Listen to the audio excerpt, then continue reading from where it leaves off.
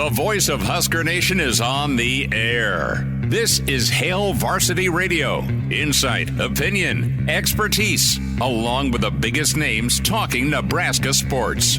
Join in with the show at 402-489-1240 or 1-800-825-5865. Now, here are your hosts, Chris Schmidt and Elijah Herbel.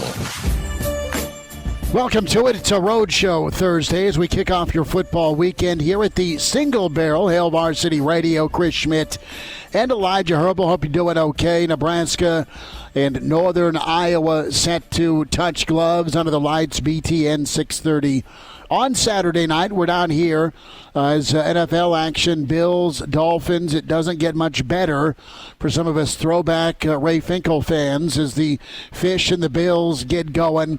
Get on down here to the Single Barrel, 9th and P inside the Graduate. Love being here Thursdays, and we're back at it Saturdays for the weekend edition of Hail Varsity Radio, 3:30 to 5:30 again as we gear you up for another night game and kickoff.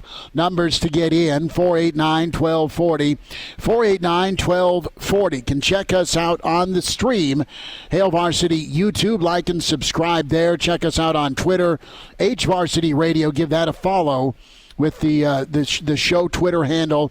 And as always, hilarity and insight from Elijah Herbel. His Twitter is at Herbalessence, at Schmidt_radio for me, Chris Schmidt. So we'll dive in some. We're going to put on our Siskel and Ebert hats as we will critically review the latest episode that I think a lot of us stayed up for.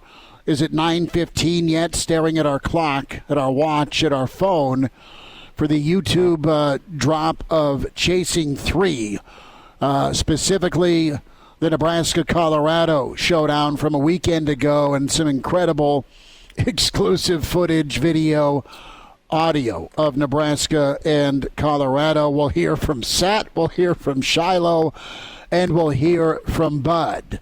More from Rule Rewind coming up as Coach met with the media today. His Thursday presser before Nebraska gets ready for the weekend. Brandon Vogel going to join us from Counterread, counterread.com. Vogues checks in with us here in about 15 minutes or so. In hour two, what did Coach Barnett think of Saturday night? Gary Barnett with us to kick off hour two. Damon Benning joins us as he talks Northern Iowa and a little bit of Colorado with us in hour two. Then Danny Burke, Burke's Best Bets, some NFL and college football weekend thoughts from the Pride of Chicago. Can email Chris at hailvarsity.com. Elijah, what do you know? It's already Thursday. I know you're gearing up for a glorious weekend of NFL and college football, but I'm pretty, anticipatory, not just from last weekend, but you know what? Saturday night will be all right. Saturday night's going to be all right with Nebraska. Not only the possible peskiness of Northern Iowa, but it's a big game for Nebraska. It's a big game for the fans. And what I mean by that is what lessons were learned from a night game, from pacing yourself, from the stage, from the build-up, from the team you love to hate. Are you going to go tailgate and party before and after differently because of maybe some mishaps or being out of practice, or just you got rolled by maybe too much Budweiser or Cornhead Lager or John Daniels, if you know him that well? I'm interested to see just because let's be honest, it was sloppy for some last Saturday. It was sloppy for others with the opening weekend. Have you gotten better, much like Nebraska? Are you chasing three, a minimum of three, as you go into this? You're in a great run here of 3 straight night games, from a fan and tailgate perspective, and being able to pace yourself. Man, you're getting into season form, the excitement level, and then managing that intake. Yeah, the question to me is, like, is there is there still going to be the juice without the anger? Does this team have enough excitement behind it that Memorial Stadium, without the anger factor of the Colorado game? Did they see enough? Have they seen enough? And do they have enough hope that that energy is coming along with it? I have full reason to believe that there is enough energy. I mean, you see the reaction to the Chasing 3 episode. You see what Nebraska fans are saying. Like, you just feel the juice. You can check out our podcast numbers. I'm not going to go drop those on you, but, like, there's enough juice that we got more people listening to our show than we usually do because people, I think, see the potential with this team. They see what Matt Rule is building, and they want to come be a part of it as a fan. You know, they want to be along for the ride. I think that juice is going to be there. It's like that Colorado game last week, that was as angry in Memorial Stadium as I was in my room at 5 o'clock this morning, which we'll get into that story here in a bit, Schmitty. I want to hear that story you want to now. Hear it now? I mean, we'll get into football. We'll get our starting 5 shout-outs. But, brother, you dog sit more than most people in West Hollywood. And this wasn't a dog-sitting incident, kind of. We'll lay it out. I am dog-sitting this week. See? Easy job for me. I love dogs. Do you charge, or are you just a nice guy? Charge a little bit. Like, if you're my friend, like, you get the discount compared to one of those boarding places, because that's my main thing. 3? If you're not while you're in town. If you're in town, no. Keep those dogs. If you ever are in a tough spot, we can discuss. Sterling, you're going to go stay with Uncle Elijah. But, forever. But basically, like, I don't like a member of the family being put in one of those dog boarding things while you're on vacation. They lock him in a cage and take him out for sunlight once a day. No, and I'm painting with a broad brush here. There's people out there who do that job well. But I'm like, hey, if you're going to be out of town, drop your dog off with me. It's going to be okay. The dog that I am watching this week was not the culprit here. So she, how should I put this? Bit of a worrywart, like, as a dog. Definitely some... She's skittish. No, it's she just is always going to be where the people are going to be. A little bit of abandonment issues, if you will. Sure, that's what Gertie is, the German. So by the time nighttime rolls around, she's going to want to sleep with somebody in my bed. Like, so she's sleeping at the foot of my bed. We're having a nice time. My roommate's old dog, Bella, she is 15 years old. She comes barging into my room at 5 o'clock in the morning, and I'm all like, okay. She sleeps on the couch by herself upstairs because I don't know why. Dogs are dogs. But she comes into my room, and she's pawing at my bed. It's her couch. Yeah, pawing at my bed and whatnot. I'm like, oh, okay, she wants up in the bed. Like, she's missing out on the party, so she's going to get in here and finish the rest of the night in my bed, obviously. No, I think she had to go to the bathroom because as soon as I haul her up into my bed, start going back and calming myself down so I can go back to sleep, my legs are all wet, and I'm like, what's going on here? Old girl had an accident in my bed, so that was a rough way to start the morning. 5:30 in the morning doing laundry and trying to change sheets, and yeah, it was rough. But not the ideal way to start the day. The anger was there, not towards the dogs, just in general, because she's 15 and I get it. But yeah, that was a horrible way to start the day. But we're through it now, and we're into Hail Varsity Radio, and that puts a smile on my face.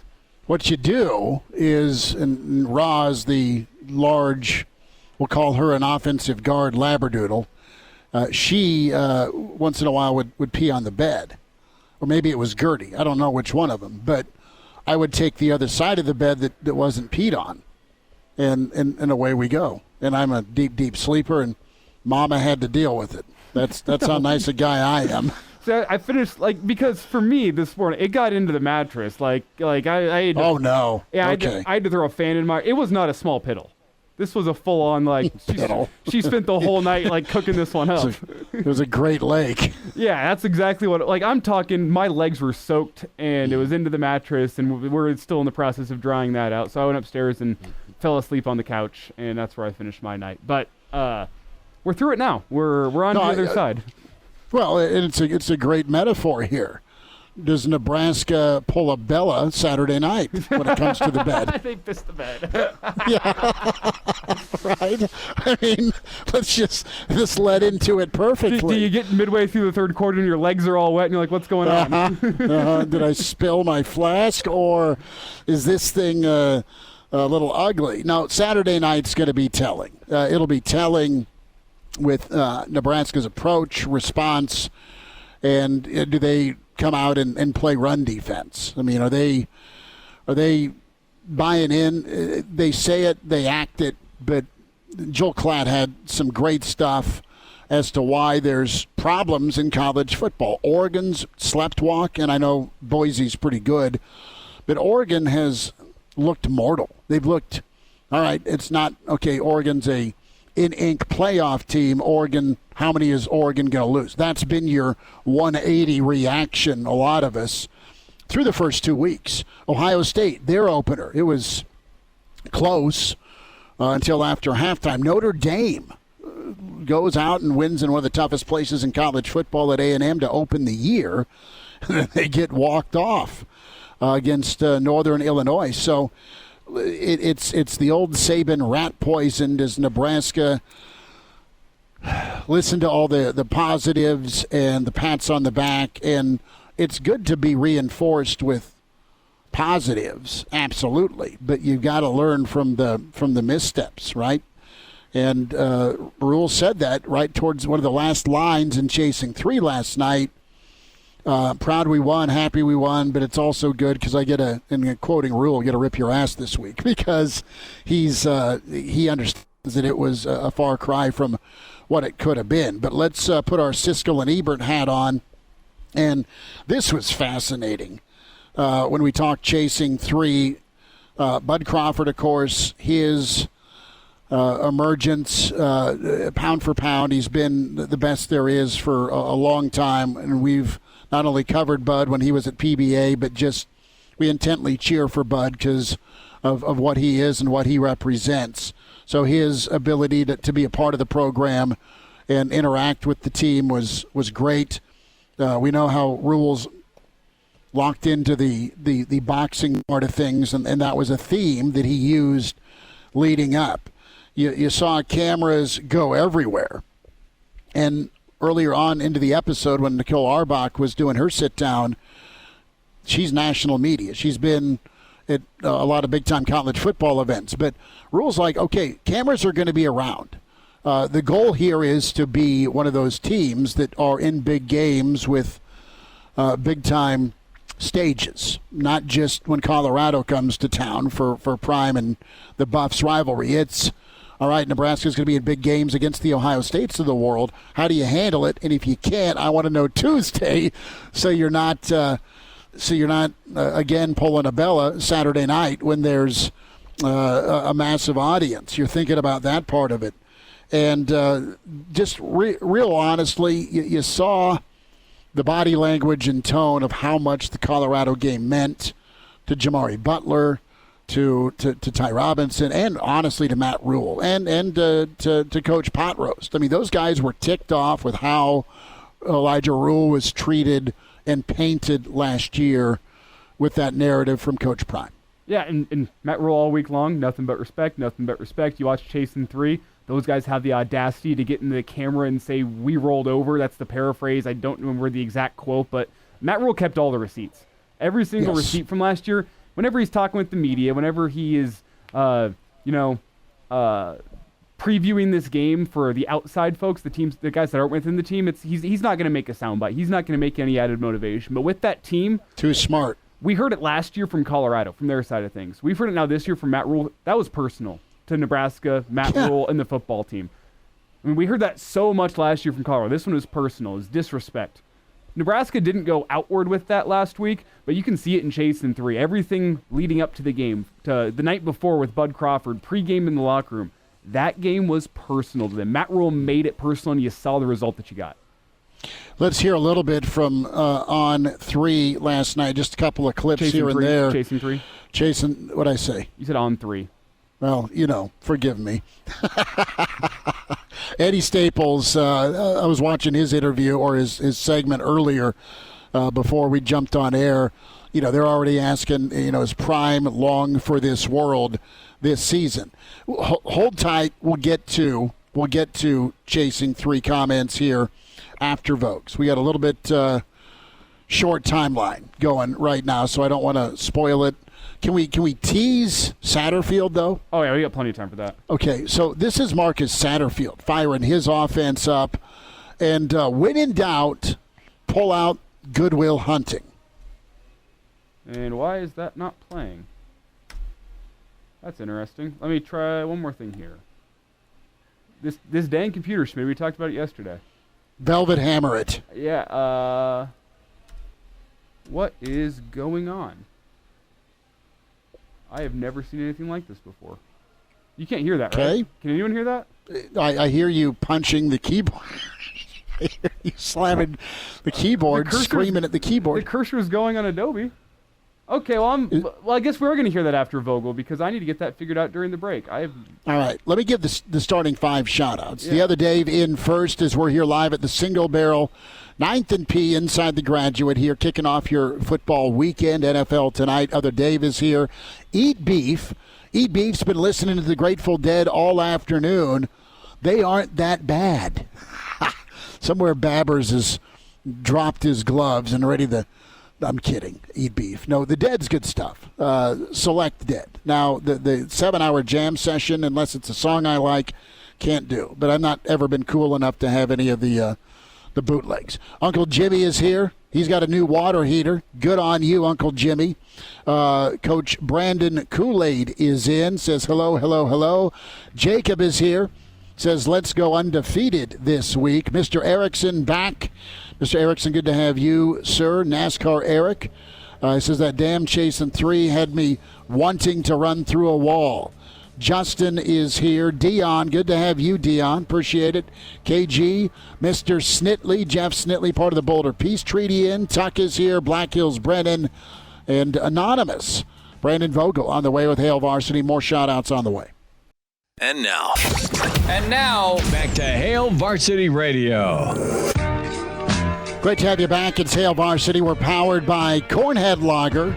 On the road to kick off your football weekend. Single Barrel, 9th and P inside the Graduate. Back here for the weekend edition, 3:30 to 5:30 in front of Northern Iowa. Brandon Vogel joins us from Counter Reed. CounterReed.com is where you can log on and make sure you subscribe. Great work from Vogues and Aaron Sorensen covering the Big Red. Brandon, how about that Colorado-Nebraska Saturday night? And I loved your column today when it comes to what's next for the Big Red. And well put, my friend. Don't get Goliathed because it's happened so far this season. You've had narrow escapes by Oregon and the Fighting Irish.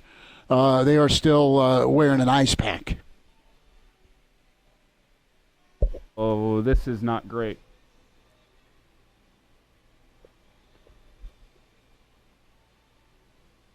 Can you hear him? No. We have serious issues with our computer today. Okay. Folks, we're going to go to phone. Yeah, we are going to do that. And can you keep the screen up, Vogues? Nod twice if you're in a hostage situation, because we are. Vogues is going to grab his phone and maybe keep his screen handy. Yeah, we're going to. So we're going to call Vogues. Now, what would be the incredible trifecta here is if the always dependable phone system decides not to work. I'm going to go back to some of our shout-outs because the computer's working, thank the Lord. So Anonymous chimes in. It's about time we revenge for losing to UNI in basketball 19 years ago so we can put those cocky Panther fans back in their place. Good work. I forgot that Nebraska lost to Northern Iowa 19 years ago. Eric Olson in. Eric, good to have you.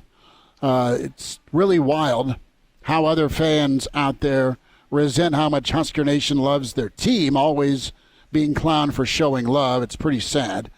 No, it's you know what, Eric, it's turned into really a national showcase, not only for the fan base, the state, but it's getting respected again. And those who don't have it are going to be jealous of it. Sal is in. Brent's here. Brian checks in. Do we have Vogues from the phone? Does the phone work? Brandon Vogel, do you have me? I have you. That is awesome. That's incredibly clutch. Thank you. Vogues, the question was way too long, so I'm going to just cut down to it. The topic of being Goliathed. And what's the pesky meter in your eyes Saturday night? High, and I thought it was decently high in the off season, but it's gotten higher. This is a Northern Iowa program that's picked to finish ninth in Missouri Valley, They're up to number 9 in the FCS SP Plus ratings, which is only behind North Dakota State and South Dakota State from that conference. So they've had a decent start, against two teams that they should have beaten. And I was kind of glad to hear Matt Rule recount a conversation with Chip Kelly today at his press conference about how Chip Kelly told him when it came to scheduling, you don't want to play teams that are already winning where they are. That's how I've long approached these FCS games against programs that have longtime coaching staffs and a history of winning. So that's the danger for Nebraska on Saturday. It is, and you can't look beyond what's in front of you and on your plate. And there's been times with lesser teams and lesser talent, Vogues, and it happens everywhere in college football, and it's happened in Nebraska where you just roll the old helmet up, and you're gonna win because of who you are, not what you've done throughout the week. And so far, so good for Matt Rule getting his guys to lock in, because he's always on it, and it is incremental, right? I mean, he stays with that, and not only with how Nebraska's built from a culture and then a roster construction standpoint, they just seemed maybe better equipped to handle this in comparison to some other football teams in this new era. Yeah, absolutely. I mean, I wrote this in the preview for today, and it's in that way, if Nebraska can handle it business, it's the right game at the right time for them. You had last week with all of the juice leading up to that game, and we learned on YouTube, like, if we thought it was 2 gallons of juice going into it, no, it was a truckload of juice for Nebraska. He said truckload. He said truckload. Yes, 7 months of juice for Nebraska in that one. And now here's one where, hey, the opponent is going to be underestimated, probably, given their history, but just because they're from the FCS. And Nebraska is completely expected to win. So can you go out and do it now? It's a completely different challenge, and schematically it's going to be much different too. Nebraska's only faced 36 true rushing attempts through 2 games, fewest in college football for any team that's played 2. They're going to get more than that from some pretty big and decently effective backs against Northern Iowa. Brendan Vogel's with us from Counter Read, counterread.com, at Brandon L. Vogel on Twitter. We'll talk to Coach Barnett here in about 40 minutes, and bumping into him, earlier, name drop scumbag. Yes, I am. Sorry. But he has seen it all with Nebraska, okay, as a player, as a coach, now as a color analyst. And, Bogues, that's the juiciest he has seen Nebraska ever, not just for Colorado, but ever. And he's been here for some national radio games when the Washingtons or the USCs of the world would come through. What was your take on last Saturday? And not rebirth, but just re-energized Husker Nation. That bodes well with the rest of the home slate, doesn't it? Yeah, it does. And I think the feeling Nebraska fans who, always show up but have had to suffer a little bit over the past decade or so, getting to experience that again, or getting to experience it the first time, only makes you want to come back and do it again. And this game will be a good test of that too. It doesn't come with all of this built-in extra motivation. You don't come in thinking, hey, it's our job to impact this game from the stands. But it is. And I think if Nebraska continues to play well, they've got a great shot to make their home field advantage something it hasn't been in a while. So we'll see. Like I said, this game kind of stands alone in a lot of respects. It would say a lot to me if it looked the way I think the betting line says it should look. Brandon, what's your feel as we talk about kind of the mood within the fan base here? You get the feel from the outside, watching Chase and 3, seeing how that team performed on Saturday. You get the feel that the team is bought in to Matt Rule, what he's preaching, the culture that he's building. What's your feel on the fan base with this 2024 team? How bought in are the fans? Let's go on a scale of 1 to 10. Yeah, I'd say we might already be at at an 8, and that maybe bumped up a half point just from last night. I mean, things like chasing 3. I thought that was a fascinating look. Well, I think they are always, but this was by far the best one because you got to see that Nebraska was talking about Colorado in February, and last Monday when Matt Rule got up there and he played it straight down the fairway, no bulletin board material, got a lot of love for Deion Sanders and their staff, but we see what they're doing in February, and we saw the fever pitch from the coaches and the players leading into that game. And the thing that stood out the most to me, because it's easy to – I don't want to say it's easy. It's easier to get up for the game, but the confidence that the coaches were able to convey to those players, players who, if they're veterans, have not seen a ton of success at Nebraska, I think is the most encouraging takeaway for things moving forward. That's so key that we have talked about confidence forever. And Nebraska has lacked it in some moments. They still got to find out in these tight moments that are going to come in 2024. But Vogues, they rolled out sure of themselves. Body language, yes, but also being a second year in that defense and the comfort you have with what you got at quarterback. I mean, it all really came together for one night. It really did, and I think it's vital. It's the thing that a lot of the past regimes at Nebraska just could never quite get.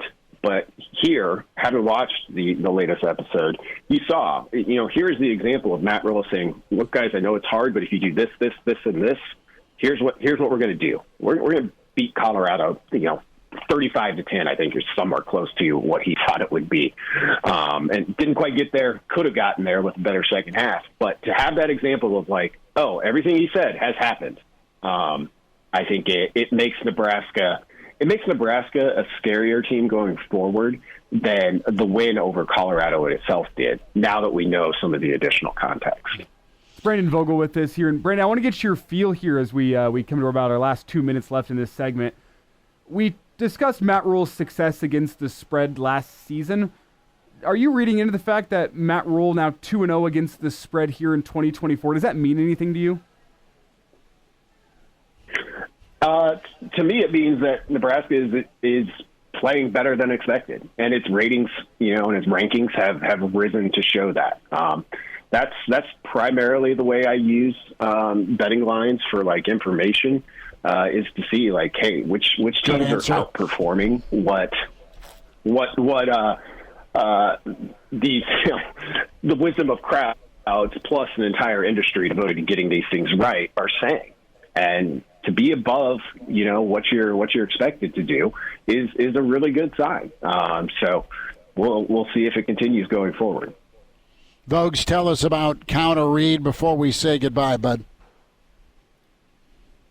Yeah, twice weekly Substack newsletter from myself and Eric Sorensen. We're full on into our season rhythm. It's been a very fun season so far. So premium subscribers or paid subscribers get 2 exclusive newsletters a week. We also do a couple others. That includes our game guide on Saturdays.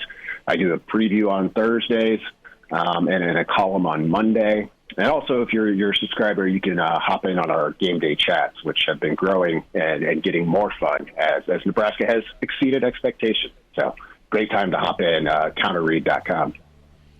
Well, get locked in with Vogues and Aaron, counterread.com. Vogues will check in on Saturday ahead of kickoff, okay? Sounds good, guys. Thanks. Appreciate you. Brandon Vogel with us. We're here at the Single Barrel, getting your weekend of football kicked off. More shout-outs, some sound from Chasing 3. It's Hail Varsity from the Single Barrel, powered by Cornhead Lager. Hail Varsity Radio is live. Now, back to Schmitty. Schmitty's a great guy, but he don't have a brain. And Elijah. You want me to speak?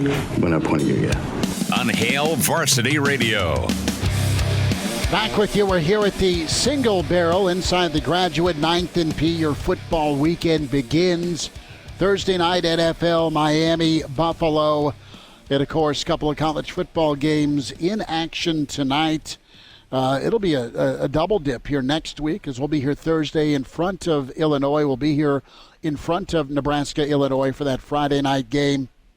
Excited. Tim Brando going to be with us, so that's part of the lineup next week. Gary Barnett is 25 minutes away. His reaction to Nebraska, Colorado.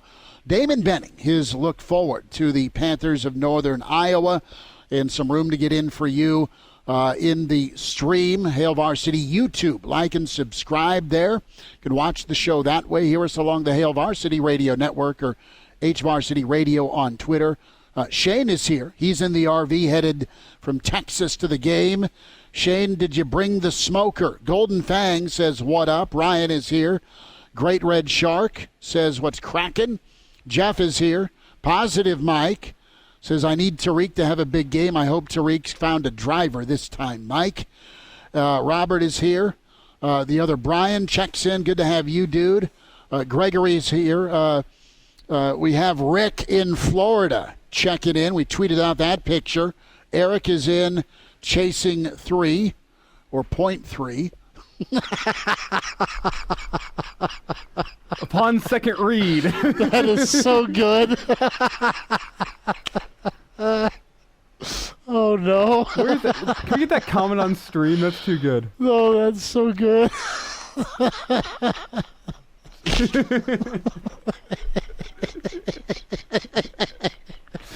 Oh, that's good. A Saturday tradition, like the team's chasing 3, the fan base is chasing 0.3. Oh, thank you, Eric. That made my day, man. That was funny. Jeff is here. Good to have you, Jeff. Cliff in from Florida. Let's hear Mr. Satterfield go full Goodwill Hunting. Like, I really have nothing prepared to say because there's nothing to say. Zero. I don't have to yell. I don't have to cuss. I don't have to scream. You're ready. You're prepared. Right? You should be confident. Just go out there and play football. You playing football with unbelievable energy and effort and physicality is enough. Just do your job. I can't wait to watch it. Right? Play for each other.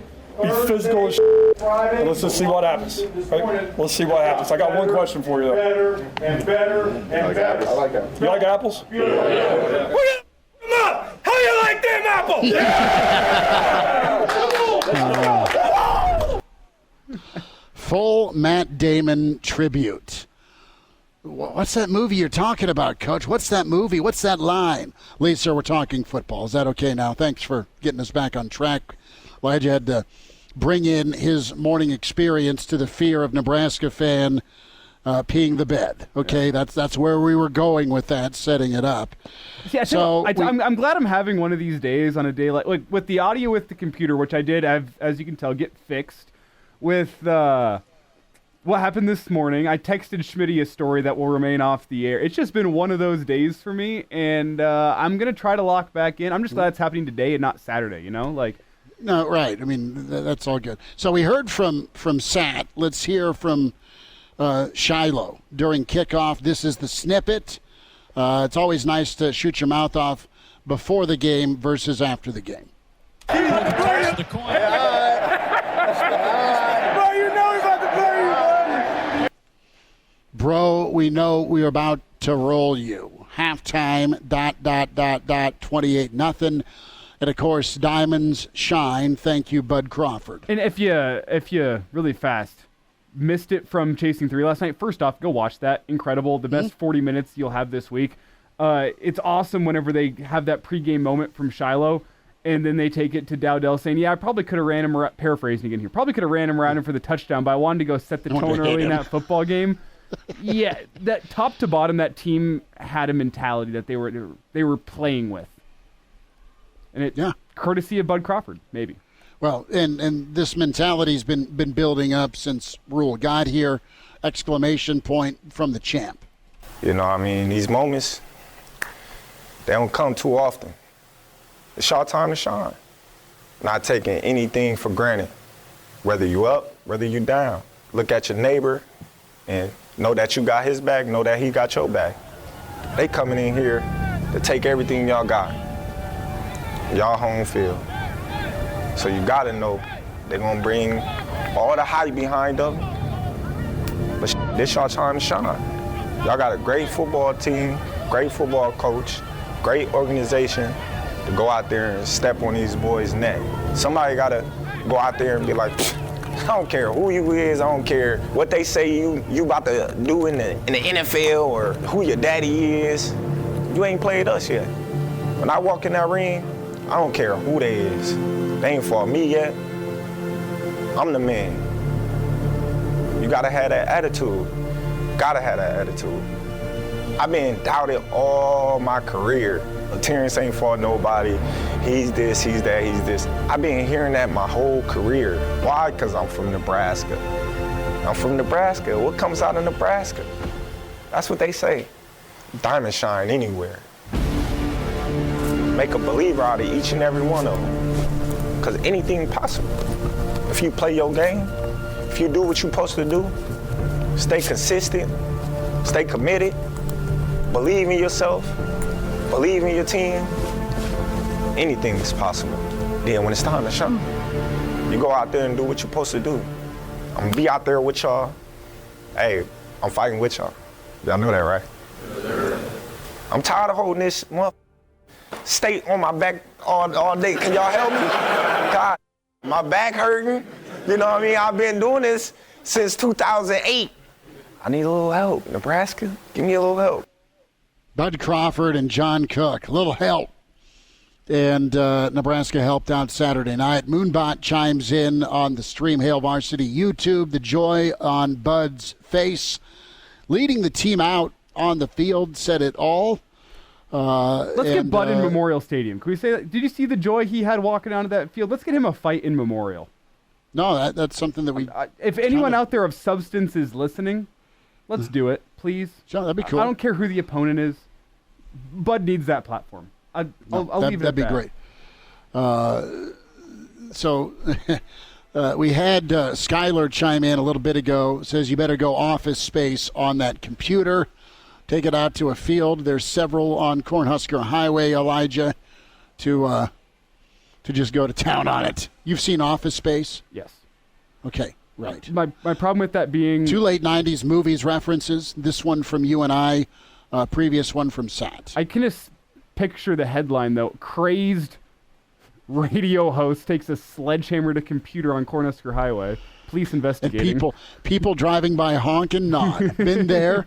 Good for you making it happen.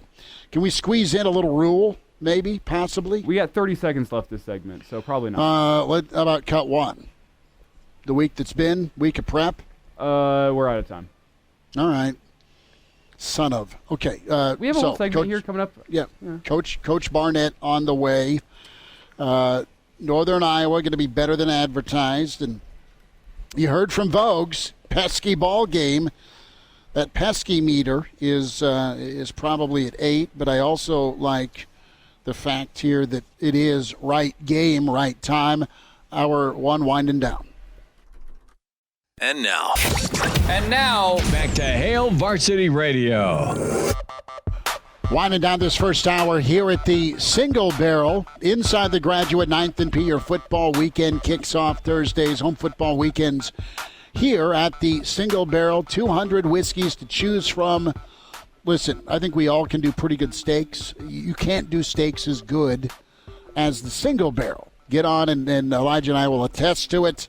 I post from time to time the platter of Bevo is what I'm going to call it. And we had incredible steaks. We've had incredible steaks. There are incredible steaks and pork chops and all the fixins here. Their dirty rice is incredible. Oh, yeah. Here at the Single Barrel. Come hang out here till 6. We're also back here 3:30 to 5:30 for the weekend edition of Hail Varsity Radio. We'll squeeze in some Coach Rule in a moment. Coach Barnett's 10 minutes away. His reaction to Saturday, Colorado, Nebraska. Damon Benning with us in hour 2. Uncle Larry made it in. Good to have you, Uncle Larry. And I want to tell you about your friends at Neiman & Sons partnering with us. And we love Neiman & Sons for all they've done for the community here in Lincoln and surrounding areas. Family-owned since 1981. They specialize in roofing, siding, gutters, and a strong commitment to customer satisfaction. 40-plus years says it all.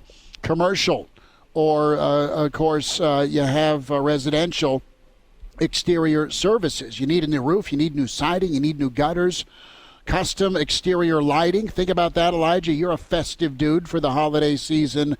Community involvement as well with Neiman & Sons, and they're dedicated to improving their community, and that reflects their values in their work with the local community and their involvement. Youth football has been a big passion in Neiman & Sons for years, and they have been so good helping out kids for a long, long time with youth football. They're trusted professionals, fully licensed and accredited. Neiman & Sons have built a solid reputation through quality service, customer trust. Give Neiman & Sons a call today at 402-423-4853. Log on, NeimanandSons.com. Trevor and Travis, the brothers, the family's incredible. And get to Neiman & Sons today for your needs. Matt Rule met with the media today as Coach talked about Northern Iowa. Let's hear clip 1 as what he's expecting Saturday night. I'd say this is probably our best week of preparation, which, as I told them, actually doesn't mean anything. It means you have a chance now to play well. But I think it's been our best week of preparation of all 3 weeks. And I think it's for a couple reasons. Number one, you have tangible things through 2 games now to look at and say, okay, I need to fix this. Before that, you're just kind of like waiting to see what's not broken or what's best, or And then you have a bunch of players, on the scout team saying like, hey, hey, they just moved up Kenneth Williams to do something, or they just moved this guy up. Hey, maybe if I keep doing something, maybe I'll have a chance. So I think you see some of those guys watching other guys get attention and watching other guys get opportunities, and so they're practicing at a really high level. And then I think you have a couple difference-making players. You have Jalen Gramstad running the offensive look team. He's just a baller, so it helps. But I want to make sure I make the point. A great week of practice does nothing for you in the game other than give you an opportunity, so you have to go play. Let's squeeze in the overblown part of this with special teams. We have 15 seconds left here. So. Ay, caramba. Okay, we'll get more into it. Danny Burke will get your NFL and college football betting thoughts. Coach Barnett next as we're here on the road. Single Barrel, your football weekend, Thursdays. It's Hail Varsity Radio. Coach Barney on the way. We're powered by Cornhead Lager. The voice of Husker Nation is on the air. This is Hail Varsity Radio. Insight, opinion, expertise, along with the biggest names talking Nebraska sports. Join in with the show at 402-489-1240 or 1-800-825-5865. Now, here are your hosts, Chris Schmidt and Elijah Herbel. Back to it. It's Hour 2. It's Hail Varsity. We're powered by Cornhead Lager, live here at the Single Barrel, our Thursday kickoff, and we welcome in Hall of Fame coach Gary Barnett back with us. And Coach, it was awesome to see you last weekend. Hope Lincoln was all right. How we doing? Well, I think we both came down. Mary and I came down with COVID, so but we're okay. I think it showed up on the plane coming back, but we had a great time in Lincoln, and I've never seen. I don't know how many times I've been to Lincoln Stadium. I've never seen it juiced up like that was, ever.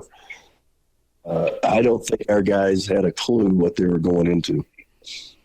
Coach, you've lived this since the early 80s. I mean, you have brought teams year in, year out to Lincoln, and that's what Saturday night was, huh? That's how geeked up it was. I think so. I mean, I've played there. I've coached there, brought teams in there. I've never seen that much energy in that stadium. I mean, an hour before, I was on the field, and it was so crowded and so electric that I could hardly get off the field to get up to the booth. And everybody was great to me. It was like a love fest, and I enjoyed it. But they were there to support their team, and they did. So let's talk on field. 28-10 Nebraska over Colorado. What were you expecting? I mean, Vegas said 7.5. I mean, I thought Nebraska's defense, we knew how good they were a year ago. They're better this year.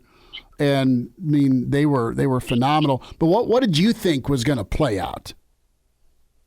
Well, I thought that they would be a little more ready for the moment, but I've been concerned since the start of fall camp with our offensive line, and so I knew it could turn into that. Now, there's two ways of looking at that game.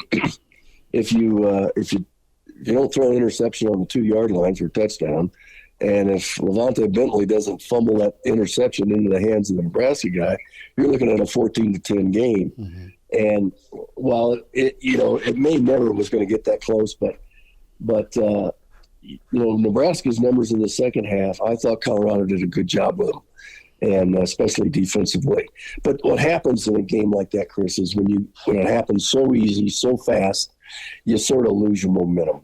And that happened to Nebraska. Now, that usually happens to a young team, and I don't know that that's a young team, but they just sort of took their foot off the gas, and they let Colorado hang around and at least make a couple of plays. But we couldn't run the ball, as you could see, and we couldn't protect our quarterback. And it's I don't know how many shots he's going to take, and until he says, I don't think I want to do this anymore. Mm-hmm. So it's interesting. But he took a couple of shots, and when he walked off the field there, he'd taken 2 shots to the helmet, and he was really dinghy. And so, between that and Shiloh and just not being ready for the game, I didn't expect him not to be ready for the game.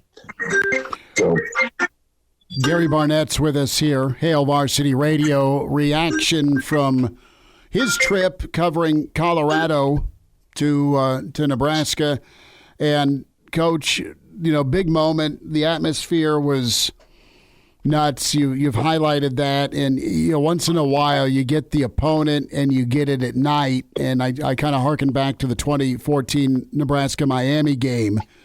And then, folks we were talking with said, well, the Buffs coming in, one last rodeo might be that 2014 Nebraska-Miami game on steroids because it's prime, it's Colorado, long memory from last year, and Nebraska delivered in the moment with the stage. That was a concern, but Nebraska looked extremely ready defensively and offensively. What were your impressions of Raiola? And as far as big picture Nebraska, what do you think this team can do based from what you've got a chance to see? Well, first of all, you've got a pretty manageable schedule. Mm-hmm. Really, you look at that schedule, and the only one I've seen that is as manageable as that is Missouri's. So you've got a sort of built-in situation where you're going to win a lot of games. Raiola has got everything a quarterback could want. First of all, he's got an offensive line. Secondly, he's got a running game. Third, he's got big receivers. And fourth, he's got a tight end. So, that makes a quarterback's life. He's got 2 tight ends. That makes a quarterback's life a lot easier than when you're playing with 4 wideouts, an offensive line that's struggling with no tight end and no running game. And so, he's going to get a chance to develop, and everybody's going to want to see how he handles the real pressure or comes out and has a bad day. How's he handle that? But he's got a nice track to becoming a great quarterback there. And I think the combination of what was there and what Matt Rule's put together, it really lends itself to a guy developing nicely. And that's what I think is going to happen. Let's talk Tony White. Of course, his name came up for coaching jobs a year ago or some premier coordinator spots, SC, UCLA, possibly. The head job at UCLA, the coordinator spot at SC. But what was the impression of Nebraska's defense? Well, 2 years in a row now, they've defended us really well, and we haven't had an answer. Now, we've had a different line coach a year ago than what we had this year. But it's funny. I was talking in practice with Robert Livingston, who's our defensive coordinator. We're just talking about the 3-3. And he goes, well, I don't know much about it because we didn't use it in the NFL. Well, he learned a lot about it on Saturday because They were doing a great job. They knew how vulnerable our young linemen were to twist stunts, and they just twisted us to death. Looped the nose around, came off the edge, zone blitzed us, and just had us completely off balance. And, it shouldn't have been a surprise, but it doesn't make any difference if you're not prepared to play at a high level. It doesn't make any difference whether you're prepared, whether you're surprised or not. And so that's sort of what happened to us. And I swear they had guys twisting around, and they bring the guy off the edge, and it looked like a hot route. And so Shedeur would throw right out there. It was a zone route. It was a zone, and they could just sit there and wait for the ball to come out. So they did a great job of coaching. I thought we did not adjust well, especially offensively. I don't know if we could have. Mm-hmm. I don't know. Play calling in that offense right now is, I wouldn't want to do it. Pat Shurmur's hands are tied behind him. And so I don't know where they go from here, but I know one thing. They can't continue to be one-dimensional unless they get a lot better in pass protection.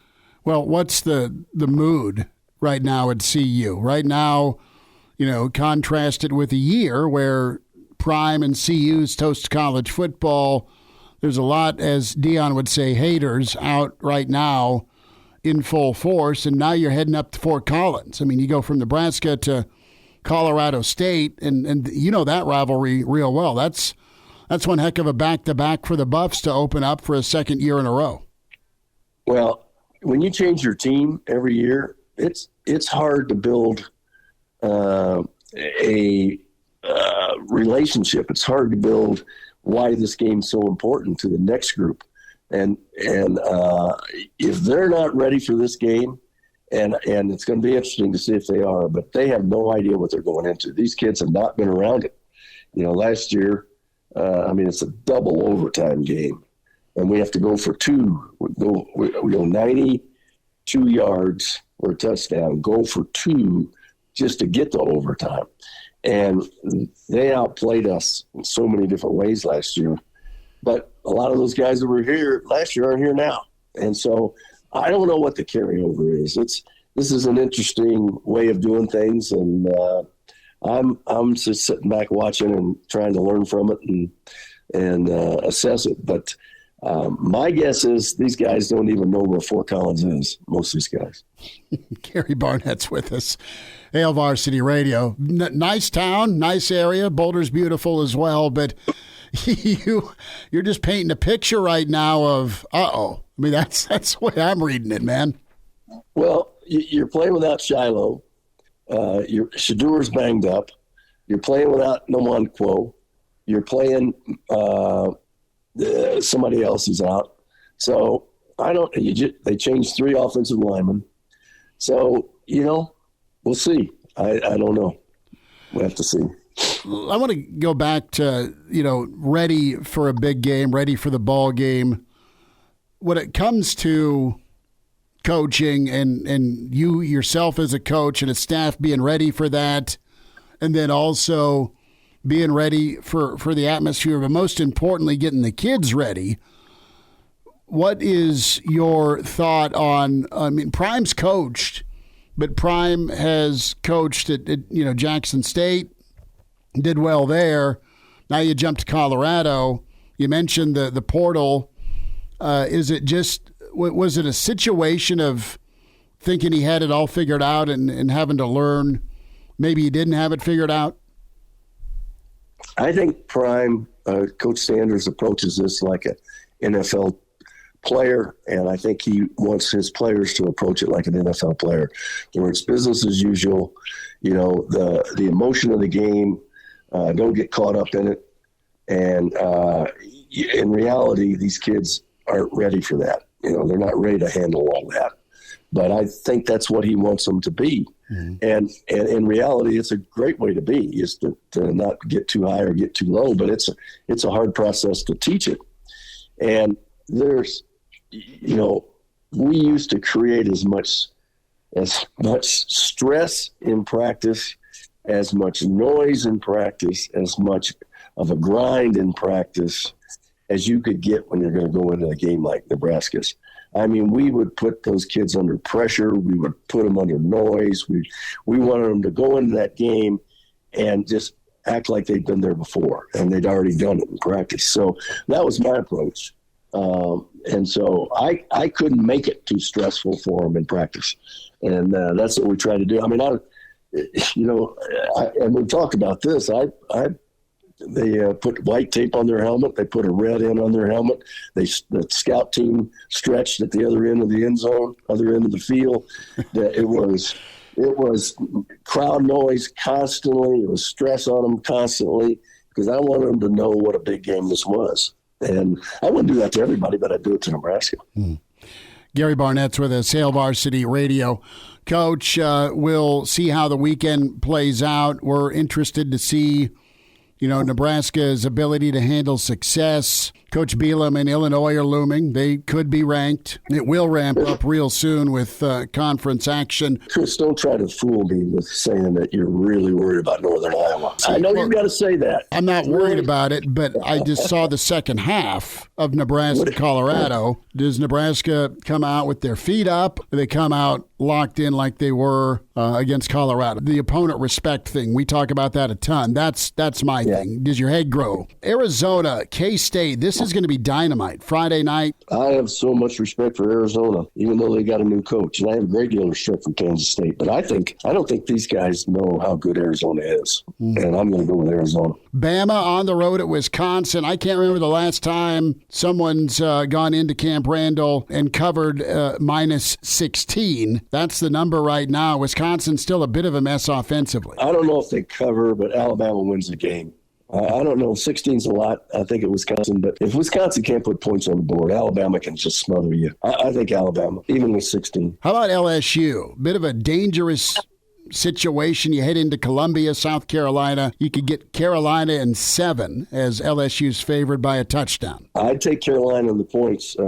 I think Coach Kelly is losing a little bit with his team. I'm going to go with South Carolina. I think Beamer's got something going. How about old Bill O'Brien? Boston College, they head to Missouri. Your Tigers, 6th in the country, Mizzou minus 16. BC's good, though, man. I mean, Coach O'Brien's got him going. I agree. I don't like the 16 points. Missouri has not played anybody yet. They haven't scored a point on them. But they're a lot like Nebraska. They've got a manageable schedule, and so their team can grow, but they're good. Missouri's really good. And so that many points, I'm not sure. I agree with you, BC's good. I think Missouri wins, but I don't like the spread. Oregon's been a shell of themselves. They head to Oregon State, Civil War, minus 16 Oregon. Oregon's just a little shaky, and I don't like that point total. Do you? Minus 16 on the road at a rival? Oregon State has a lot to prove, and I assume you saw today that Fresno State, San Diego State, Colorado State, and Boise State are all going to go into Pac-12. Yep. And so they've got a lot to prove in that game, Oregon State does. And so I don't like 14, but I like maybe Oregon winning at the end, but I would take OSU in 14 points in a heartbeat. How about Notre Dame, the mother of all shockers, those Huskies from Northern Illinois, Purdue, minus 10. And I know you got a soft spot for Coach Walters. Purdue, can they get to 2-0 here? They host the Irish, minus 10. I do have a soft spot for Ryan, but it doesn't affect my wallet. And so I'm going to go with Notre Dame in this game. Coach, get feeling better. Awesome to meet Mary last weekend. Appreciate you guys so much, and we'll check in next week. Sounds great. Thanks, Chris. Good to spend time with Coach Barnett, Hail Varsity Radio. Pretty matter-of-fact thoughts on Nebraska CU. Damon Benning weighs in, part of the Husker Network. It's Hail Varsity from the Single Barrel. And now, back to Hail Varsity Radio. Back into it, Hail Varsity, powered by Cornhead Lager. Roadshow Thursday, back here at the Single Barrel. They've got incredible steaks, 200 whiskeys, plenty of beer to choose from as we get your football weekend kicked off here at Single Barrel inside the Graduate 9th and P. We say hello to Damon Benning, of course, standout running back for the Big Red, and you hear him with Hurrdat Sports 7 to 10 on the network with Big Red coverage as well. Husker football. Damon, it's already week 3. How we doing? You blink and it goes by fast, man. You're only guaranteed 12 of them. And the coaches say it all the time, and then all of a sudden the kids look up and they're like, oh my gosh, how are we to week 3 already? It's more than just words. It's a real thing, and it goes fast. It does, and you know what? That was a concern. How fast would Colorado or could Colorado score on Nebraska? And you know what? They got held in check big time, an explosive offense for the Buffs, but no match for the Black Shirts. Let's go back to Saturday night, and we were talking with Coach Barnett a little bit earlier, and he was like, look, in all my years, that's the most juiced I've seen the stadium.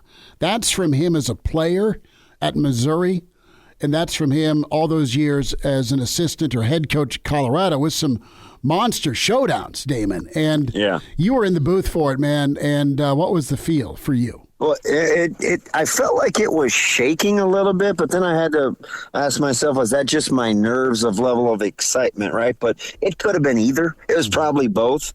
But I got to tell you, like, it was loud. You know, we kept asking our engineer back in the studio, hey, are we good? And he's like, yeah, I'm just adjusting the levels because the crowd noise is incredible. So it was a real thing, and it was a good thing because I think quietly the crowd was kind of challenged. I mean, you heard Coach Rule talk about, you know, being Nebraska nice on Sunday, and they certainly were anything but, especially the student section early in pregame of Nebraska nice. Boy, they brought it, and they brought it all night long. You know, and we talk about crowds and home field, and there's always been a little bit of an edge the last couple of years to Nebraska basketball fan at PBA, and that's welcomed. But Nebraska football fan is incredible. They've been showing up and showing out for years, but it was hostile, and it was maybe as hostile as it's been in a decade.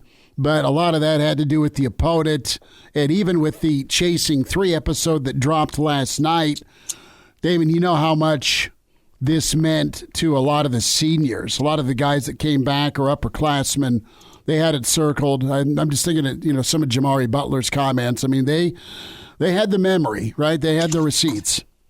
Yeah, it's interesting, and I love Jamari Butler personally, just a guy whose story I followed, and the whole Brooke Behringer Citizenship Award winner, and just to hear how passionate he is about the program and what Coach Rule and that staff has meant to him personally.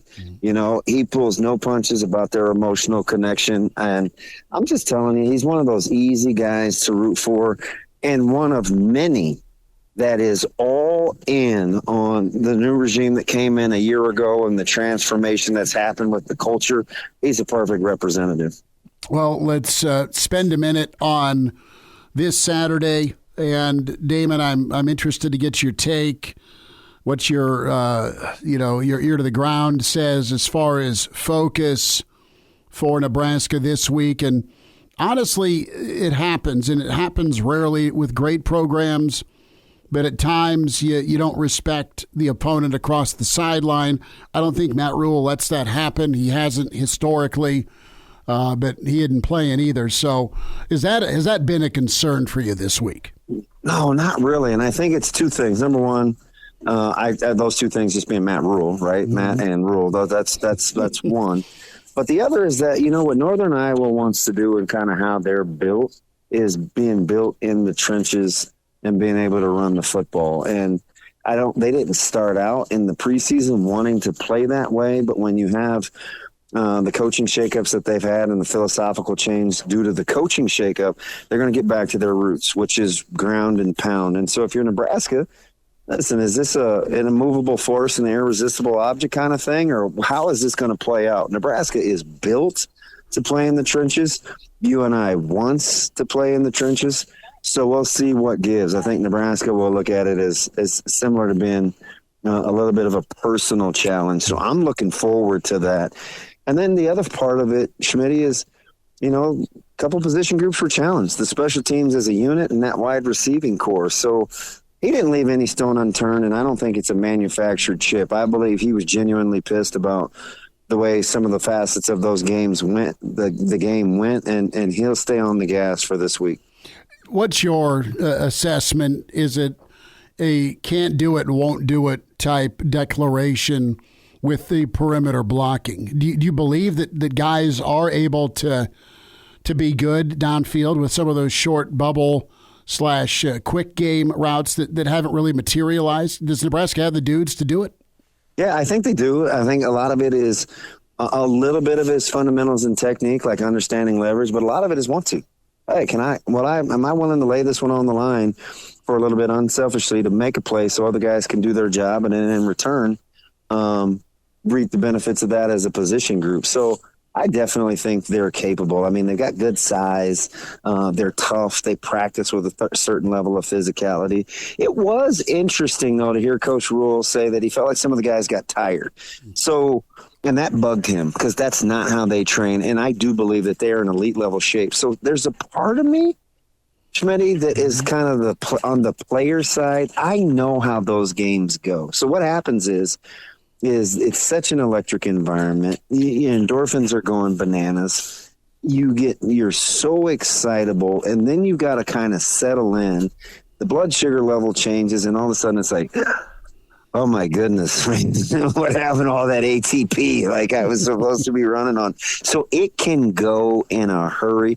That's not going to be an excuse that Coach Rule and that staff is going to ride with. But I'm telling you, there is something to managing the body's release and being in that type of environment that they'll have to navigate and negotiate over the long haul. You have to warm up the exact same every week. When you're expending energy, you have to understand right where you are and stay right there. And I think for Nebraska, it could be a deal where their emotions got away from them, and so did the adrenaline. But make no mistake, when they went back to work this week, they were reminded of their performance on last Saturday. Damon Benning with us, Hail Varsity Radio. Hear him and Ravi weekday morning, 7 to 10, Hurrdat Sports Radio, Hurrdat Radio Sports Network. And, of course, you'll hear DB on Saturday with Greg Sharp. DB, last thought on Nebraska here and the opponent, Northern Iowa. I want to take and apply kind of a talking point that Coach White touched on, and that's, Big Ten preview, that type of bullet point, and specifically the Big Ten. Who are you buying stock in the Big Ten right now? Is it a Rutgers? Is it an Illinois? We'll see what Wisconsin looks like against Bama this weekend. I mean, take Nebraska off the table. Who do you like that maybe is off the radar or not yet on the radar in the Big Ten? So if I was going to go stock up, stock down, I think stock up obviously is Rutgers. I think stock up to some degree could be Purdue. Stock down a little bit, Oregon, Michigan. Stock up, USC. I'm in a hold with Illinois. I didn't love the way Kansas played. Sure. And I'm holding on Ohio State because I think they're dangerous and capable. But at first blush, that's kind of where I'm at with it. Okay, weekend upset from DB, the upset special. LSU, South Carolina, Irish at Purdue. Tomorrow night's killer. Arizona at K-State. Which of those three do you think could pull the upset? Carolina's getting points. Notre Dame's I like South Carolina quite a bit, but I'll give you a sneaky one right in a state next to us. I can't believe Kansas is laying the 7 against UNLV. Would not surprise me at all if UNLV won that game outright. I think Odom is coaching for a big job that will come up, one of the 10 that will probably come open at the end of the season. So I like South Carolina to maybe win that game outright. I think they'll be back on the We Love Beamer bandwagon since they're so fickle there. Yes, they are. He went from being in trouble. They beat Kentucky. He's a hero again. He'll be anointed to hero status after this week, too. All right, we'll end with how we started, Nebraska, Colorado. What do you believe about the Buffs for 2024? Well, I believe that they're going to have to get healthy in a hurry and establish more depth. They are not good enough at the top end to not establish depth, and it's going to be a long season in what's a very deep Big 12 conference. They gotta get healthy and recalibrate in a hurry and start by building some depth. They do, and how about that? You go from Lincoln to Fort Collins. Yeah, and it won't be.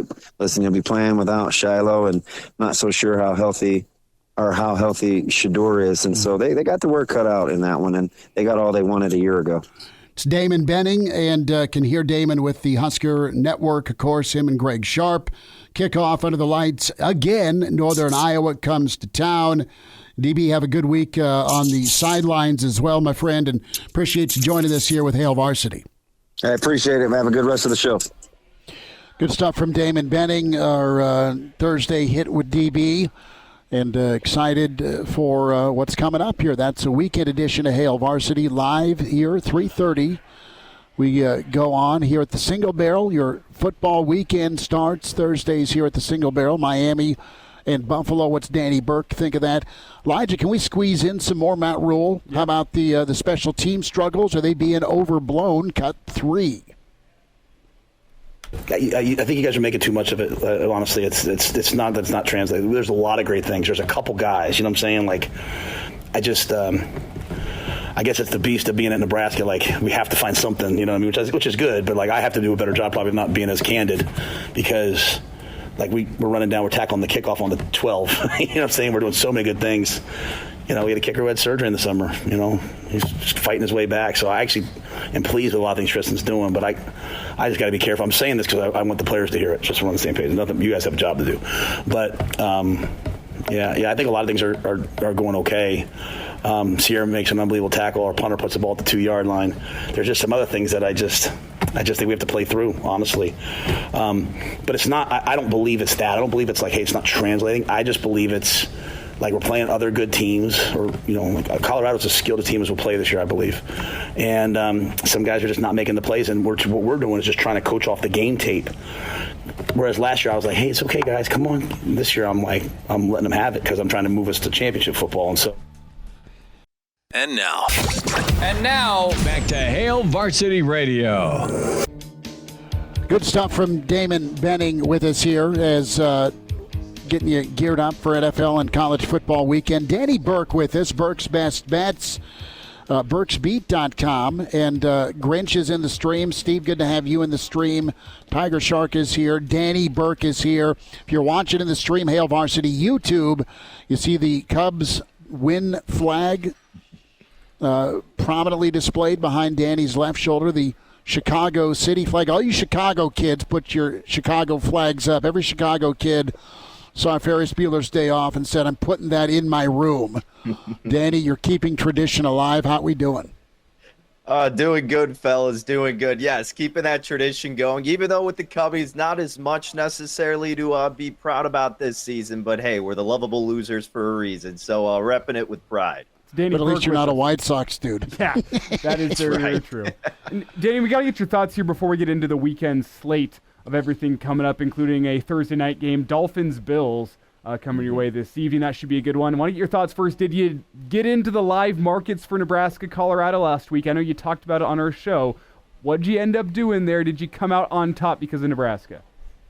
Believe it or not, I didn't do anything for that game. But what I was doing instead was pretty much coaching all my buddies from the sideline because, again, I was already telling you guys the blood pressure was going to be boiling. The stress is going to be high. So I was kind of living vicariously through them and telling them how I would approach it. And, after that first possession, really, on both sides of the ball, it was pretty evident that Nebraska was going to dominate them in all facets. And, you know, at the end of the game, it didn't really seem like that. But if you were watching from the first second that ticked off, you knew that Nebraska was in complete control. So, no, I did not put money on it. Had some buddies who did, and were very glad that I led them in the Nebraska direction because you really kind of saw that line tick down and down to where you did get a little bit of a good angle there. Well, more than a little bit, but a good angle with Nebraska following what we had seen when it had originally came out at about, 7.5, kind of ticked below that in some shops. So it ended up being a good look if you're on the Huskers, and now hopefully they get a breeze this upcoming weekend, but very satisfying to see the result that did come to fruition. Danny, Black Hills Brennan checks in Dowdell plus 1,300 to score the first touchdown. Made some good coin. Dowdell looks angry and fast. That's a great combo. The line right now has been around 29.5 to 32.5. It's fluctuated there. Rule said that Nebraska's okay injury-wise. We weren't sure about that going in. What do you think? Do you run and hide? Have you seen enough through 2 weeks? What do you think of this line against Northern Iowa with Nebraska?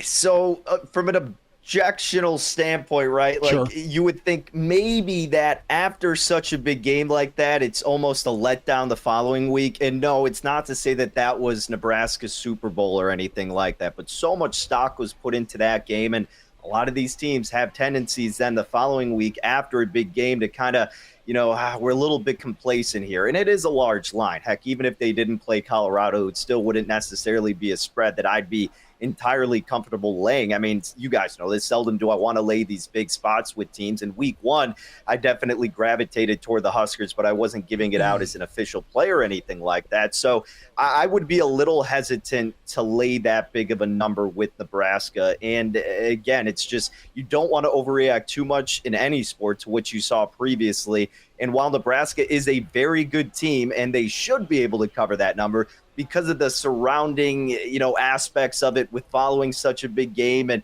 maybe looking ahead afterwards to Illinois on the shorter week, that would keep me off of laying such a big number for week 3.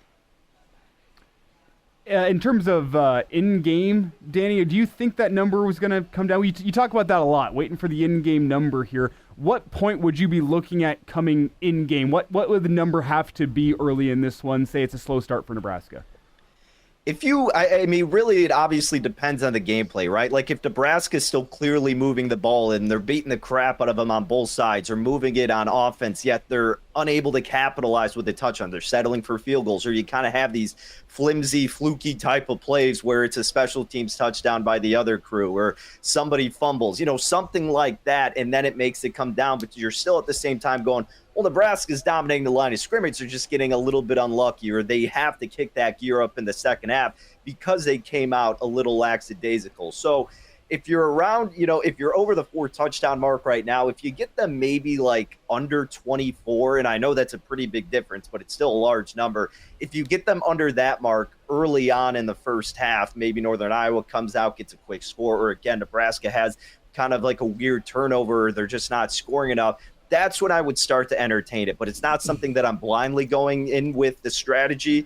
It really just depends how smooth they look out there, or rather how dominant they look out there. And if they're not smooth with these turnovers or whatever it may be, then you would look to attack on it. But I think, like someone was saying in the comments, with like a Dowdle anytime touchdown, first touchdown, whatever it may be, this would be the game to attack those props if you have that available rather than looking at the spread. Danny Burke with us, BurksBeat.com, Burke's Best Bet, our segment every Thursday. Danny, before we get to NFL, a couple of companies you're doing some work with as well. Give folks a heads up. Yeah, so Stokastic and Odd Shopper is what I'm a part of now in Stokastic. For all your daily fantasy sports needs, we got some good deals going on right now with the NFL just starting up. You can get your packages for a month, year long, whatever it may be. They have simulations that run 10,000 times and give you the top ROI for every single daily fantasy contest you could imagine. Some incredible winners over the years. I implore you to check it out. And then with Odd Shopper, we have our Portfolio EV. It's marketplace type of bets, so you don't even have to know anything about these sports. You could just blindly bet it, and the ROI proven track record is there. Live odds screen, arbitrage tools, and you can follow the insiders, myself included. All that information on my Twitter at Danny Burke 5, or just search Odd Shopper or Stokastic. Danny, to Thursday Night Football we go. It's the Bills at the Dolphins. Depending on where you get it, I'm seeing Dolphins favored by either 3 or 3.5. What do you like on Thursday Night Football? So I actually, in my neck of the woods at least, man, it must have just ticked up. I was seeing 2.5, but there has been some late movement to Miami, and I was kind of waiting a little bit. Driving again? Yeah, I guess so, right? And I honestly just put in this bet right before I hopped on, but I was leaning toward the Dolphins, and I was either going to lay the 2 and a hook, but if I saw a money line price get to minus 135, I was going to attack it. And it just so happens that a book out here in Illinois did get down to minus $1.35. So I took Miami on the money line. Look, it may not go a long way, but enough to create a gap. Miami has the early season home field advantage with the temperature and the humidity making it seem like it's over 100 degrees. Tua and company play better in the warmer weather. Miami's ticked off from losing twice against the Bills last year and all the times beforehand. Buffalo a little shaky in week 1, not as many weapons. They're already downgraded heading into this season, so I'm not freaking out about what happened in week 1. But I think Miami gets the nod here, so I'm rolling with Tua and the rest of the boys to get the job done on Thursday night. Danny, real quick, anything from the weekend you like? Matchup, over, under, a side bet? What do you think? Yeah, I'll give you a couple props because I've targeted 2 in one specific game, the Lions and the Buccaneers. I did Baker Mayfield over 33.5 pass attempts and Mike Evans over 4.5 receptions. It was kind of unique. They saw each other twice last season because of the playoff game and just out of division. Evans led in targets in both games. They're probably going to be trailing. Baker's going to have to throw a lot. They're coinciding here, and I think you're getting a bargain with Evans on the 4.5 receptions. Cooper Kupp had 21 targets for like 14 catches last week. He'll have Godwin to open up space for him too, but regardless, the secondary is the weaker part. Look for Baker and Mike Evans to have a big day in terms of their props. Danny, appreciate you, bud. We'll talk next week. You bet, fellas. Take care. And now, back to Hail Varsity Radio. Thanks for hanging out, Hail Varsity Roadshow. We're here at the Single Barrel, kicking your Thursday football weekend off. Home football Thursdays here at the Single Barrel. 4 to 6, you're invited down. Just awesome. Grub, whiskeys, beer, and just an incredible atmosphere here at the Single Barrel. 9th and P inside the Graduate. Back here 3:30 to 5:30 for weekend edition of Hail Varsity Radio. Saturday, in front of Nebraska-Northern Iowa. We'll be here back-to-back Thursday, Friday for Nebraska-Illinois next week. And we are at the Hurrdat Sports Bar and Grill tomorrow. Elijah is coming with. That's awesome. Yeah, get me away from this freaking computer or else I'm going to shoot I know, right? You're going to take a baseball bat to it. Elijah and I will be Patio Show 3.0 in the Gretna location off Lincoln Road. Come see us, 4 to 6 tomorrow. Going to be just a beautiful evening, afternoon to pour a Cornhead lager, sit on the patio, and we'll get you geared up for Nebraska and Northern, about said Illinois. People be reaching for whiskey, gearing you up for Nebraska-Northern Iowa. Steak and a beer time, the first of the football season. How does that sound, my friend? Miami, Buffalo, minus, we'll say 2.5, over under 48, I believe. Let me pull it up just to be unofficially official. The scuttlebutt around the NFL all day today is like, is Cincinnati broken? Is it panic time? Is Joe Burrow in trouble? I mean, there's a lot going on with this Chiefs and Cincinnati game. Burrow's been great, the only guy great against Mahomes. He's 3-1, but can't pick up a water bottle. So no, and I don't know what's up, but I don't think that's going to go well for Cincy, but I hope it does, just because of Zach Taylor and Joey B. Dolphins hosting Buffalo, so Miami's return trip will probably be in November when it's frigid. The payback it is, forever they kind of alternate, week 2, Miami, Bills, Miami, always the way you start the year. And I remember Irving Fryer going off a lot of years for me in fantasy football, catching balls from Marino. The task is this: Tyreek Hill took over despite his drama last week in that 20-17 win against Jayville. The Fish were down by 10, and moneyline Bills plus 120, 48.5's the number right now. Miami favored 2.5. It's on Prime. Scallops are the special with fettuccine. Just as an aside here at the Single Barrel, it smells incredible. And then half-price apps Monday through Thursday as well, so check that out, 4 to 6. Who are you going with, or do I get to pick first? Can we make a deal? Well, what? What's the deal? You put it at 2.5. I have a feeling that if it's 2.5, you're going to take the Dolphins. Am I right there? I'm taking it. Well, do you want me to go 3.5? Because if you go 3.5, I'll happily take the Bills. I just, Miami's been on a bit of a skid against Buffalo. But it should be fun, but right? It's in Miami. You got that heat advantage as Danny laid out. I don't see it as much of it as an advantage. I'll take the fish, I guess. I'll give you 3. We'll give you 3 on the dot. Three is fine. I hope it's not a push. I want to celebrate and have a steak in front of Elijah, but I'll take the fish. I'll give you the 3. Quite frankly, I think the wrong team's favored. You think? Oh, I don't. No? The Bills' wide receiver core leaves a lot to be desired. Yeah, but you make that jump from week 1 to week 2. I'm kidding. We'll see. Miami, Buffalo, get your football kicked off here at the Single Barrel. Back from Hurrdat Sports Bar and Grill tomorrow at 4 in Gretna.